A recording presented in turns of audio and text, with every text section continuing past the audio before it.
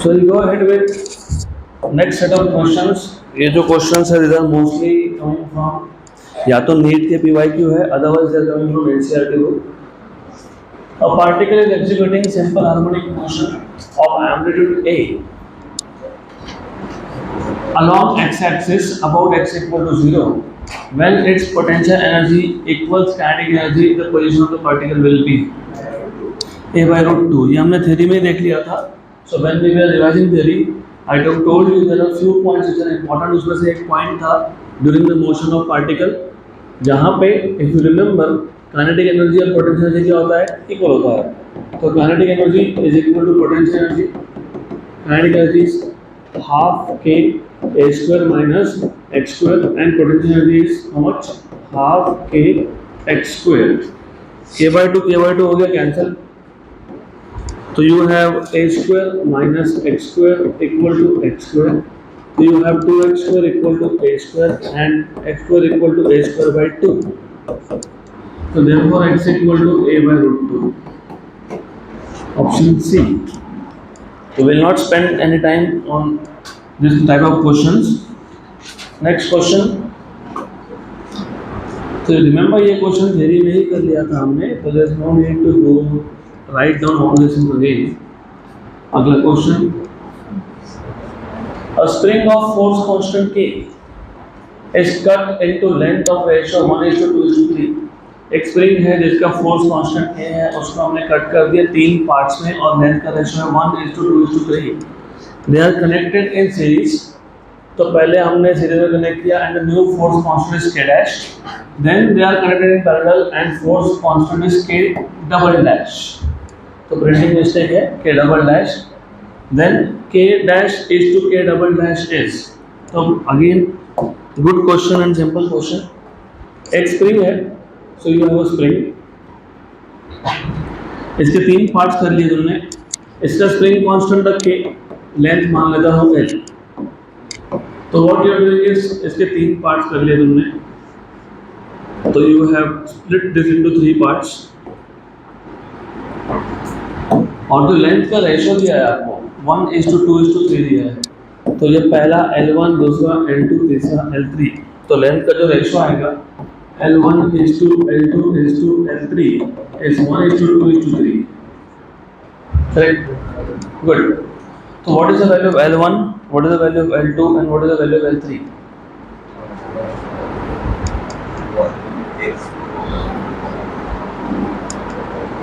क्यों L1, L2, L3 चाहिए? Force constant अगर आपको याद होगा तो F इक्वल टू kx होता है. माइनस साइन होता है यहाँ पे, मुझे पता है. रिस्टोरिंग फोर्स कम से कम नेगेटिव साइन, लेकिन negative sign only indicates that the force and displacement are oppositely directed. मैं मैग्नीट्यूड दे रहा हूँ, मैं मॉड ले रहा हूँ, मॉड में प्लस आ जाएगा. तो ये क्या आएगा? F by x. मतलब k is inversely proportional to x. मतलब k एंड लेंथ इसका प्रोपोर्शनलिटी क्या है? इनवर्स. गुड. तो या तो लेंथ पहले बता दो या फिर डायरेक्टली मुझे K1 is to K2 is to K3 बता दो. It will be 1 by L1 is to 1 by L2 is to 1 by L3. तो 1 is to 2 is to 3 ये लेंथ का रेशियो था. तो ये बन जाएगा 1 is to 1 by 2 is to 1 by 3. क्या करता है इसके बाद? डिवाइड बाय 6 की मल्टीप्लाई बाय 6. Multiply by 6. तो 6 by 2 3. 6 by 3 is 2. 6 is to 3 is to 2. ये आ गया K1, K2 और K3 का रेशियो. आपको पूछा क्या था? आपको बोला था कि जो स्प्रिंग है इसको 3 पार्ट्स में कट कर दिया.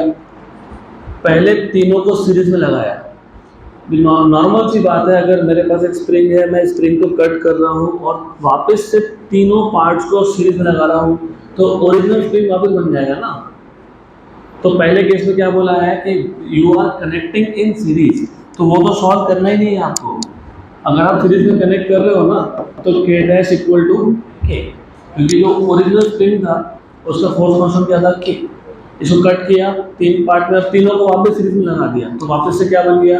Original spring. तो वो तो सॉल्व करना ही नहीं है. K double dash, K double dash parallel में क्या होता है? क्या पैरेलल में क्या होता है K1 plus K2 plus K3। ये सॉल्व करने के लिए मुझे K1 K2 और K3 की वैल्यू चाहिए। तो अगर आपके पास रेशोज है, how do you find out values?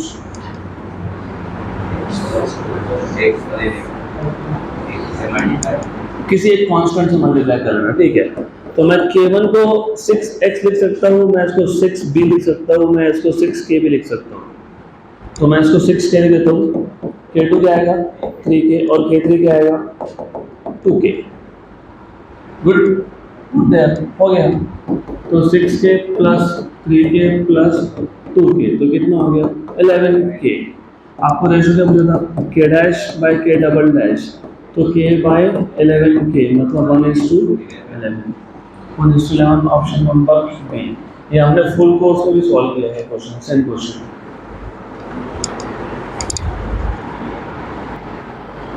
Next question,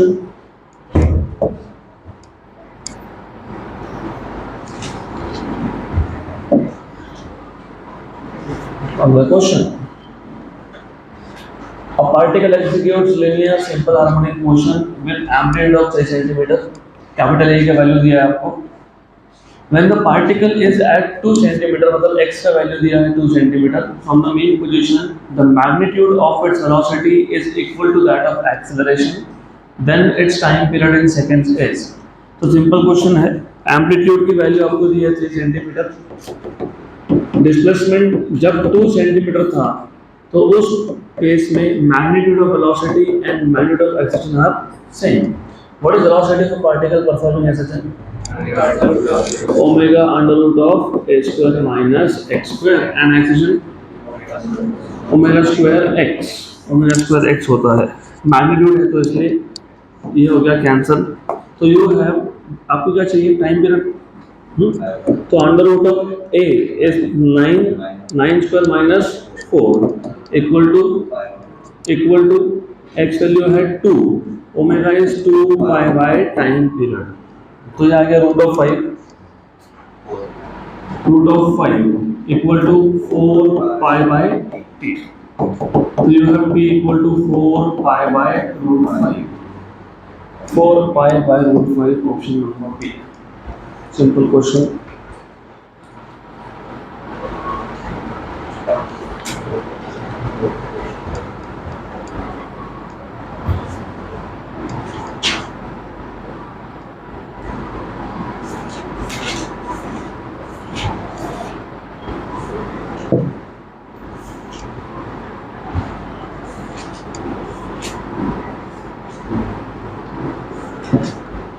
Quick.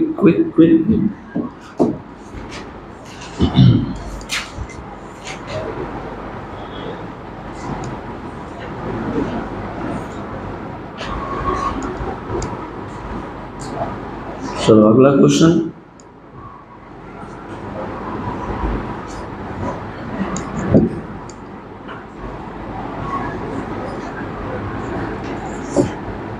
ये क्वेश्चन भी हमने फुल कोर्स में किया था, आई रिमेंबर करेक्टली 16/9 या 9/16 में से एक आंसर आता है।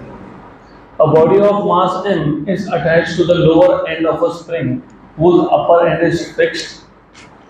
The spring has negligible mass. When the mass m is slightly pulled down and released, it oscillates with a time period of 3 seconds. When the mass m is increased by 1 kilogram, then the time period of the oscillation becomes 5 seconds. The mass m in kg is. Simple question है। तो you have a rigid support, इसके नीचे आपने एक spring लगा दिया और इस स्प्रिंग के नीचे आपने एक लोड लगा दिया। We put some load here of mass m. Okay, good. तो what you are doing is आप इसको स्ट्रेच कर रहे हो और रिलीज कर रहे हो, तो it performs oscillatory motion with time period of I think 3 seconds है। पहला case is 3 seconds, mass m था, टाइम पीरियड 3 सेकंड्स था। केस 2 में, in case 2 what they are telling you is कि आपने जो मास है वो बढ़ा दिया कितने से 1 kg से, मतलब you put some extra mass onto it. Extra mass डालते तुमने यहाँ पे 1 kg का एक्स्ट्रा मास है, दिस इज 1 kg। तो पहले केस में जो मास है इट इज m, दूसरे केस में जो मास है इट इज m प्लस 1। इसको आप चाहिए तो m डैश बोल दो, इसको आप m डबल डैश बोल दो। गुड। यू रिमेंबर क्या पूछा है आपको? टाइम पीरियड दिया हुआ है 5 सेकेंड, क्या पूछा है आपको? m। You remember time period is equal to 2 pi under root of m by k। तो t is proportional to root of m। Spring same है तो k की वैल्यू सेम होगी। तो what I will do is ये t2 by t1 equal to under root of m double dash by m dash. t2 की value 5 है, t1 की value 3 है, m double dash is m plus 1 and this is m square and solve। 25 by 9 equal to m plus 1 by m। 25m equal to 9m plus 9, तो 16m equal to 9, तो m equal to 9 by 16। 9 by 16 option B।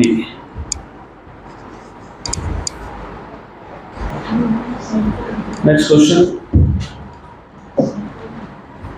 A particle is executing simple harmonic motion. Its maximum acceleration is alpha and its maximum velocity is beta. Then the period of vibration will be। Simple का question है। एक body है which is performing SHM, उसका maximum acceleration मतलब a max, इसको alpha बोला है। अगर आपको याद होगा ये होता है a ओमेगा स्क्वायर। क्या था ना maximum acceleration a omega square, और ऑफ कोर्स प्लस माइनस में से मॉड ले रहा हूँ, और इसका मैक्सिमम वेलोसिटी v max इसको बीटा बोला है, और ये होता है अगर याद होगा तो a ओमेगा। Very good. इन दोनों को डिवाइड कर दो तो you have a omega square by a omega equal to alpha by beta. a omega cancel हो गया तो omega equal to alpha by beta, लेकिन ओमेगा क्या होता है 2 पाई बाय टाइम पीरियड। तो टाइम पीरियड क्या आ गया 2 pi beta by alpha, 2 pi beta by alpha option B.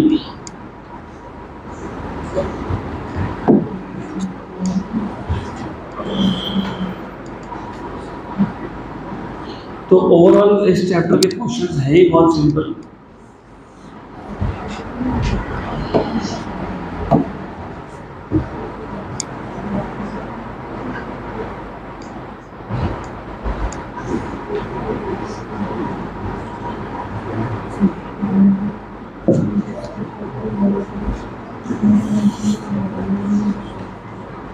Next question.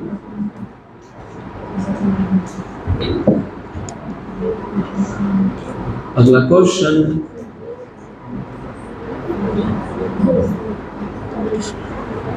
अब ये क्वेश्चन अगर आपको याद होगा हम लोगों ने ये क्वेश्चन सॉल्व किया था इन न्यूमेरिक फॉर्म, और आपको तभी बताया था मैंने कि सेम क्वेश्चन आता है नीट में फॉर्मूला। तो I think we should not do this, हमने ऑलरेडी क्वेश्चन सॉल्व किया है। चलो ठीक है कर लेते हैं, 2 मिनट लगेंगे, जस्ट डू इट, रिपीट हो जाएगा आपका। A particle is executing SHM along a straight line at velocities at distance x1 and x2 from the main position are v1 and v2 respectively, then time period s। तो कुछ नहीं है, x1 distance पे velocity v1 है, x2 पे v2 है, और आपको टाइम पीरियड पूछा है v equal to omega under root of a square minus x square होता है। पार्टिकल सेम है तो ओमेगा और a सेम होगा, तो v1 equal to omega under root of a square minus x1 square and v2 equal to omega under root of a square minus x2 square. इन दोनों को मैं स्क्वायर कर लेता हूँ। I just do square of equation number 1 and 2, तो ये आ जाएगा आपका a square minus x1 square, और ये आ जाएगा v2 square equal to omega square a square minus x2 square. अगर आपको याद होगा ये जो इक्वेशन 1 एंड 2 से क्या करते हैं हम लोग सबट्रैक्ट, तो इक्वेशन 1 में से इक्वेशन 2 को माइनस कर लिया, तो v1 square minus v2 square equal to omega square a square omega square a square, और सबट्रैक्ट कर रहे हो, सबट्रैक्ट कर रहे हो क्या होगा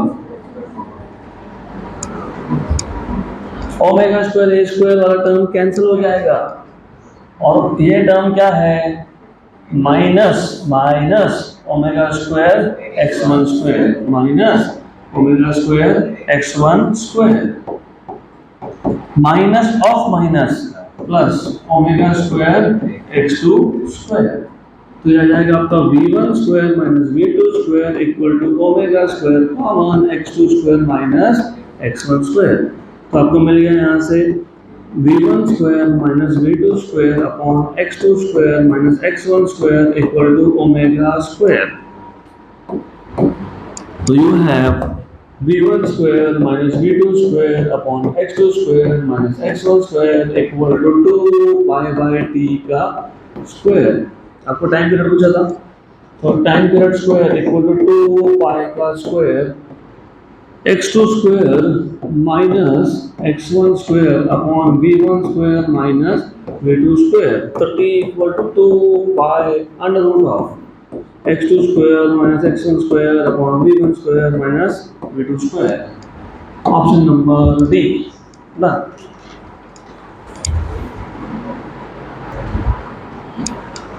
Next question.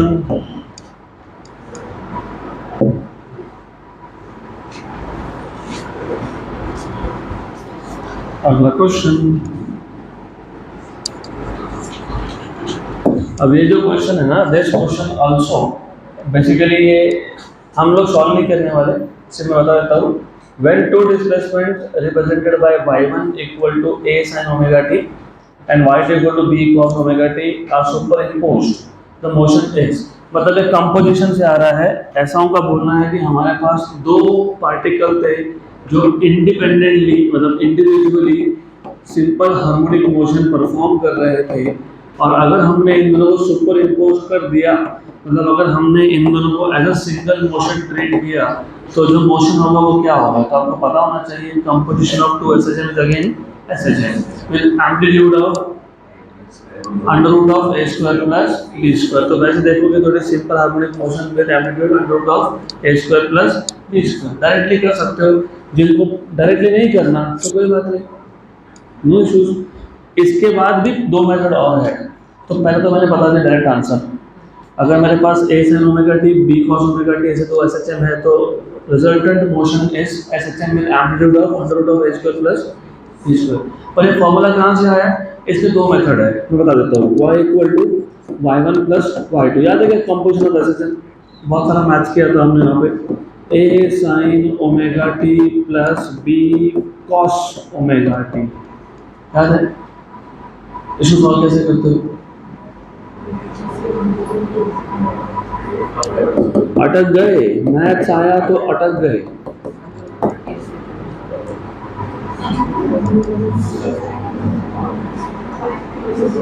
cos is sin of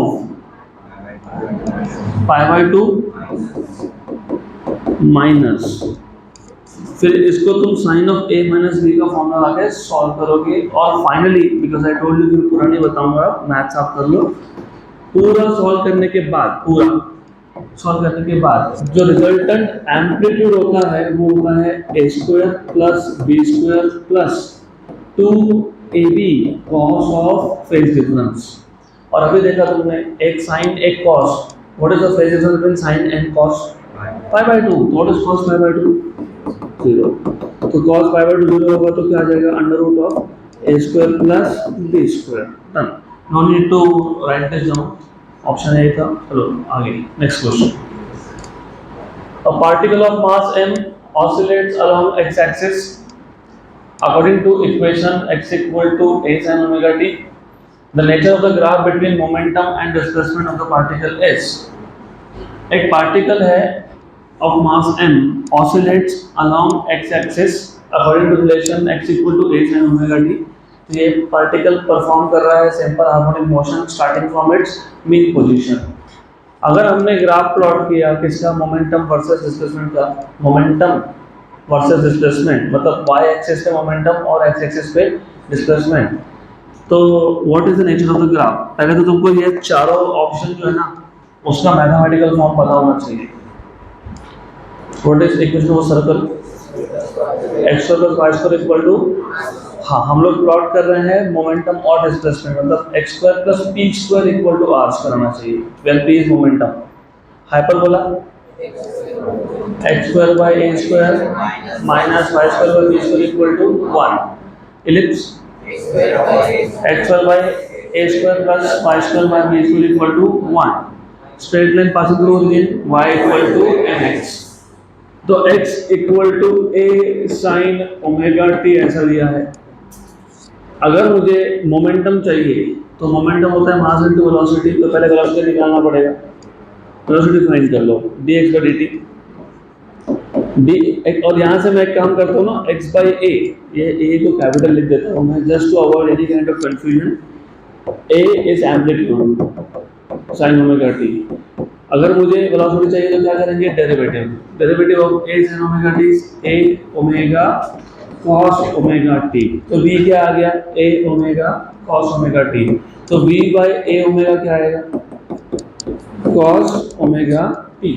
equation number 2 square net. हाँ, मुझे मोमेंटम चाहिए था लेकिन वेलोसिटी और मोमेंटम का डायरेक्शन सेम होता है, इसलिए तुम graph of momentum and displacement यहाँ पे वेलोसिटी एंड डिस्प्लेसमेंट भी कर सकते हो, कोई प्रॉब्लम नहीं है।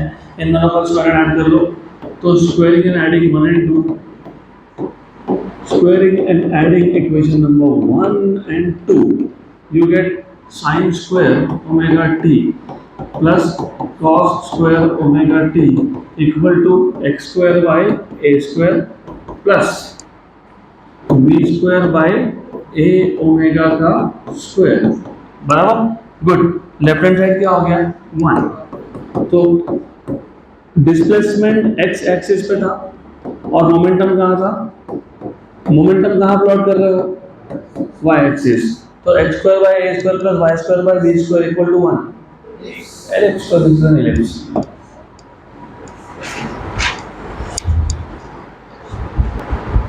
Next question,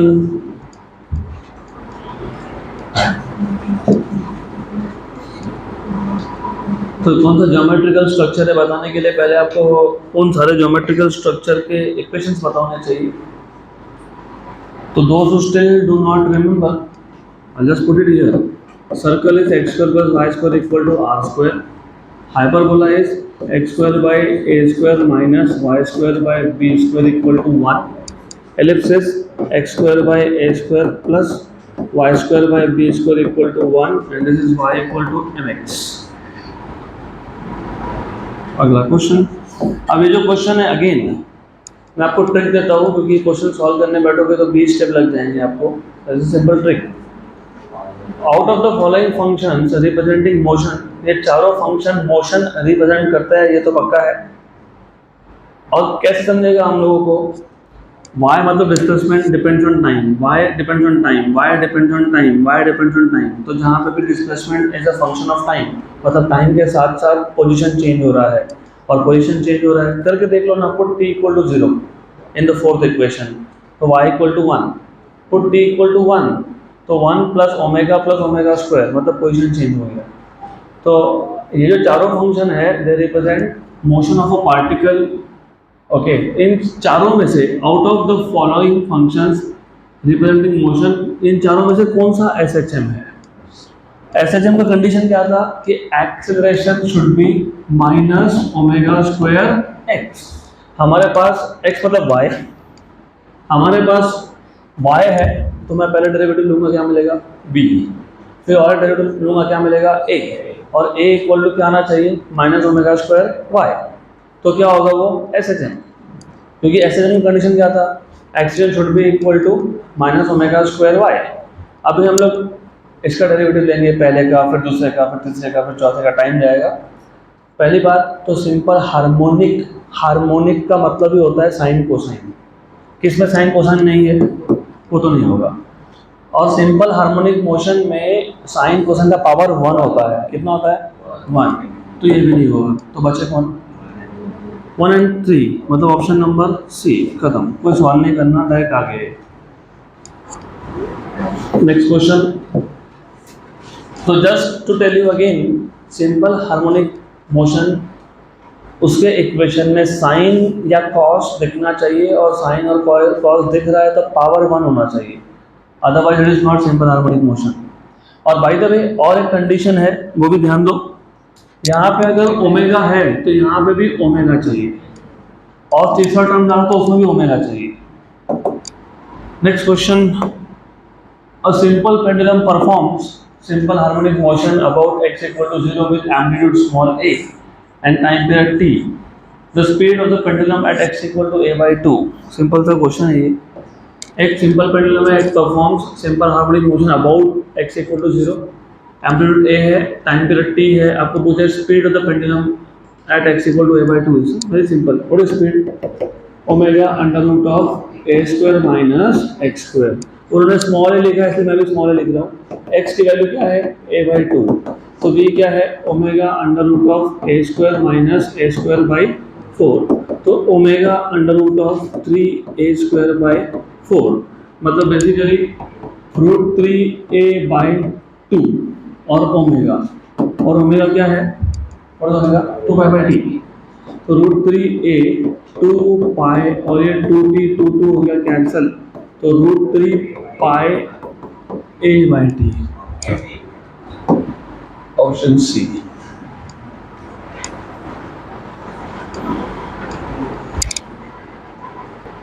Next question.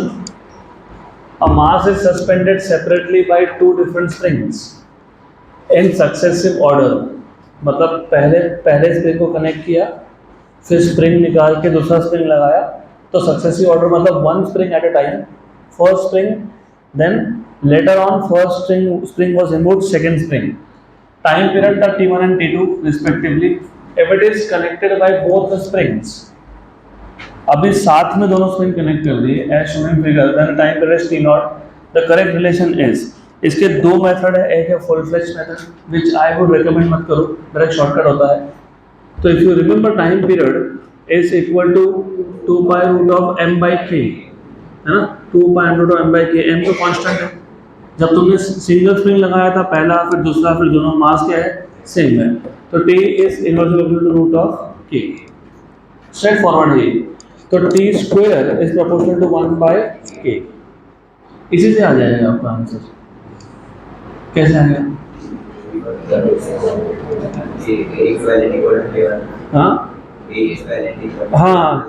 हाँ वो तो है, लेकिन इससे क्या करेंगे? इससे आप ध्यान दो यहाँ पे, इससे आपको रिलेशन मिलता है टी स्क्वायर के equal to constant.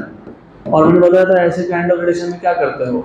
If you remember of course t1 square k1 plus t2 square k2 equal to t naught square k equivalent. okay, done. तो t1 square k1 plus t2 square k2 t naught square k equivalent. what is the equivalent? k1 plus k2. Correct. अब इसके बाद क्या करेंगे? हो गया, question solve हो गया. Done. Solved. Option B. What will you do after this? Reciprocal करके क्या मिलेगा? What will you get? Reciprocal करके मिलेगा क्या? पहले वो तो बता दो. नहीं, फिर फुल फ्लेज मेथड करो.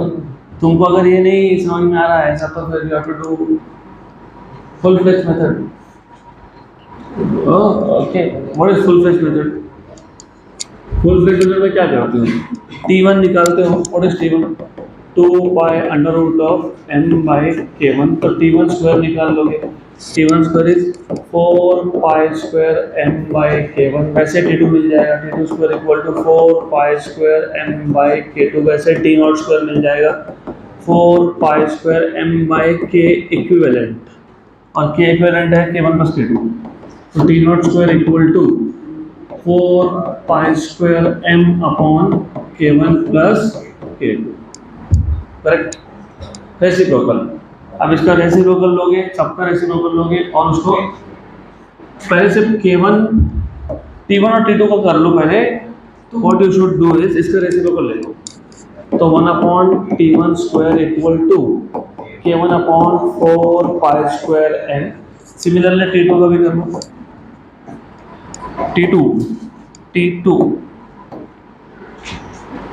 t2 के लिए you will have 1 upon t2 square equal to k2 upon 4 pi square n. उसके बाद क्या करेंगे? इसके बाद t0 T0 का रेसिप्रोकल कर लेंगे, कर लो 1/T0 square equal two upon 4 pi square m.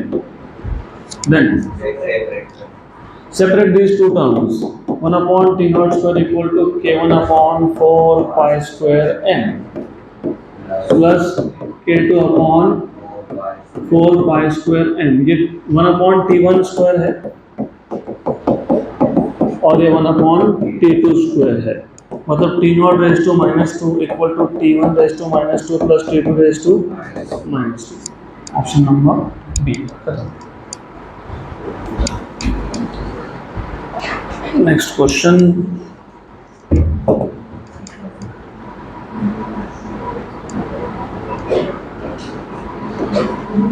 In a simple harmonic motion, when displacement is 1/2 of amplitude, what fraction of total energy is kinetic energy? ये क्वेश्चन सिर्फ इसके लिए डाला है to check if you remember the method that I have told you. Potential by total ही निकाल लेना हमेशा. काइनेटिक बाय टोटल पूछे मुझे पता है, लेकिन पोटेंशियल बाय टोटल ही करना हमेशा, because it is simply x by A whole square, और आपको बोला है x equal to a by 2. इसका मतलब यहाँ से आपको मिल जाएगा पोटेंशियल बाय टोटल 1/4. तो 1/2 का स्क्वायर मतलब 1/4. अगर 1/4 पोटेंशियल बाय टोटल है तो 3/4 हो गया. Done, simple. ओके, तो आपको 3/4 ना काइनेटिक बाय टोटल पूछा ना आपको, तो therefore kinetic by total is 1 minus potential by total होता है वो.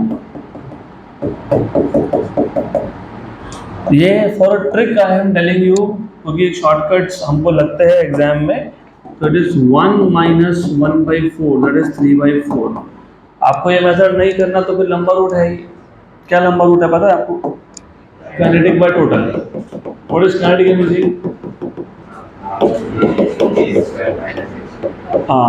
Half K A square minus X square upon half K A square.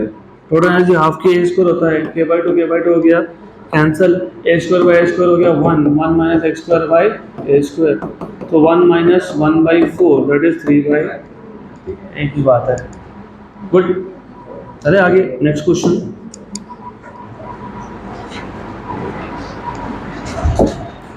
A simple harmonic oscillator has an amplitude A. हमारे पास एक सिंपल हार्मोनिक ऑसिलेटर जिसका amplitude A है and time period T है.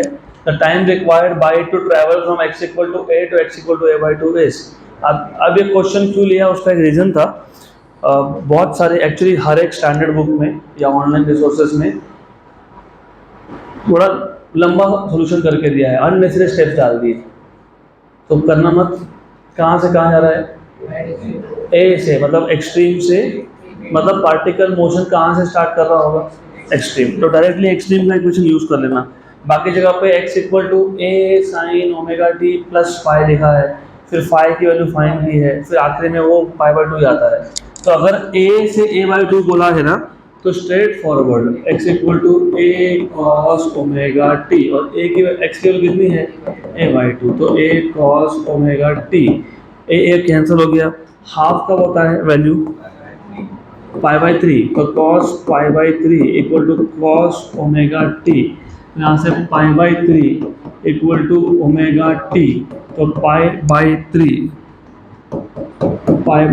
Is 2 pi by time period into T. Pi cancel हो गया, तो t/6. तो t/6 option number A. Next question. A block is executing simple harmonic motion on a frictionless horizontal surface. एक block है which is executing SHM on a frictionless horizontal surface with amplitude of 0.1 meter at a point 0.06 meter away from equilibrium, मतलब mean position से 0.06 metre पे. Speed of the block is 0.36 metre per second. Its time period is, simple question है, v equal to omega under root of A square minus X square. क्यों? क्योंकि v दिया है, a दिया है, x दिया है. v की वैल्यू कितनी है? 0.36 omega is 2 pi by t. हमको टाइम पीरियड डिफाइन करने के लिए बोला था under root of A square. A कितना है 0.1 और 10 टू माइनस 1 उसका square 10 to minus 2 x s 0.06 मतलब 6 into 10 टू माइनस 2 उसका स्क्वायर 36 into माइनस 4। तो मैं काम करता हूँ ना, इसको ऐसा लिख देता हूँ 0.36 into 10 टू माइनस 2। तो यह आ जाएगा 0.36 equal to 2 pi by T. 10 to minus 2 का पहले तो कॉमन निकालोगे फिर स्क्वायर रूट से बाहर निकालोगे तो 10 to minus 1 1 minus 0.36 is 0.64। Okay तो 0.36 2 pi by T. What is root of 0.64?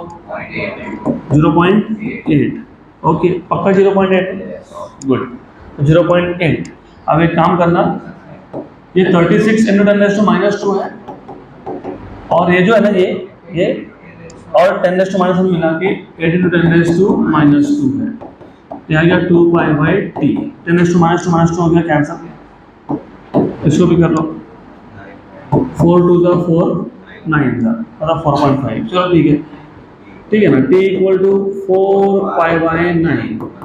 4 pi is 12.5 12.5 by 9 1.4 के आसपास आता है। 1.4 done। So that is the end of simple harmonic motion.